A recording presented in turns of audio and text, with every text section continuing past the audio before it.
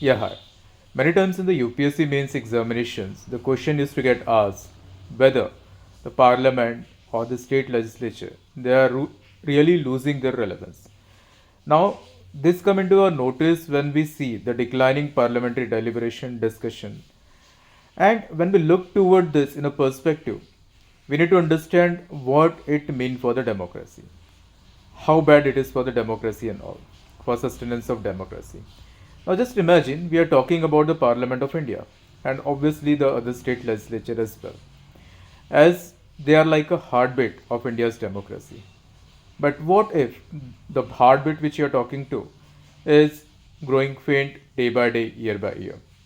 Now, over the decades, the number of days the parliament meets has dropped dramatically from 120 to 140 days per year in early decades of independence to as low as 55 days per year in recent time. Now, and it's not just fewer sittings. It's also about the debate times which is collapsing, the quality of debates which are collapsing. In the previous session, it has been said that approximately 39 hours of discussion deliberation has taken place.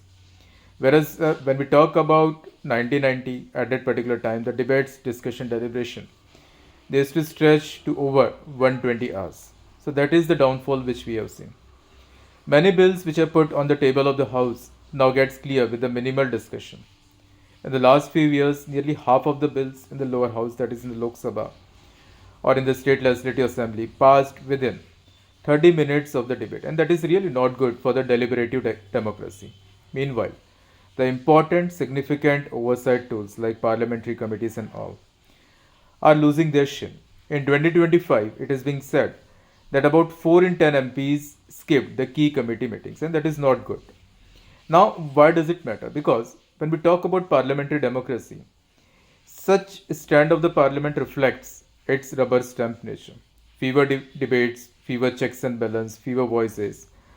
In this scenario, the executive gains the unchecked power, arbitrary power. Laws get passed without scrutiny. Critical public issues either get diverted from the masses' attention or getting ignored. Democracy begins to get hollow from within itself. Some argue this is a phase, while other critical people they warn that if this trend continues, Parliament risks becoming a facade only, reflection of the false democracy. All the grand building would be having a little substance because a temple of democracy would get converted into graveyard of democracy. Thank you so much.